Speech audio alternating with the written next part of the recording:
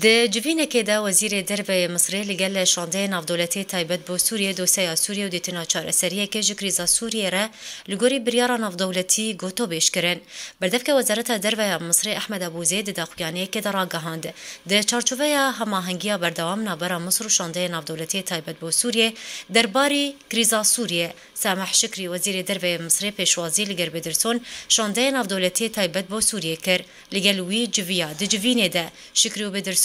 به هرگولی لسر داوین پیشاتین روشا سوریه و دیتنا چارەسەریەک سیاسی لگوری بریاری نافدەوڵەتی ڕاوەستیان. وەزیرê derve Misrê دوێ civînê de ji Bêdirson re tekezî kir ku welatê wî rij de li ser çareserkirina rewşa Sûriye li gorî biryara navdewletî 2254 herwiha tekezî li ser giringiya zindîkirina proseya siyasî di çarçoveya rijdbûna Misrê li ser çareserkirina krîza Sûriye zûtirîn dem de li gorî biryarê navdewletî û di serî de biryara 2254 او جی به آرمانجا پاراستنا سلامتی یک پرچه خاکا سوریه بداوی آنینا توایا کریارن تروریستی و هبونا هیزم بیانی لسوریه و دانینا سینورکی جه دردسریا گلی سوریه را.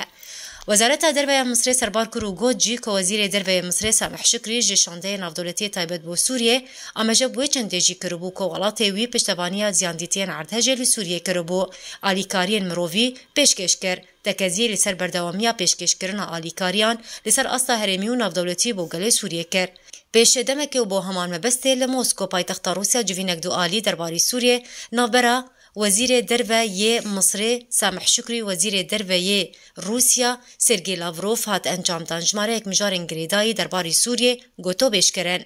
روزنامه روزا هفته مصر و گوست بو کو جوینک دو آلی نابرا سرگی لاوروف وزیر دربه روسیا وزیر دربه مصر هات لدارخستن دی جوینه ده هر دو آلیان روشا سوریه بگشتی گرنگیا پاراسنا یک پرچه خاکا سوریه و ندستوردان دی کاروبار سوریه دو ردکرنا هبونه هیزم بیانی لسوریه گوتو بیش کرن سربار کرجی کو شکری دی جوینه ده آمجا کربو کو اوی پیوندیه لگل گر بدرسون شانده نافدولتی تایبت بو سوریه بکه جبوی جبجی کرنا بریار انجمن اولهی نافدولتی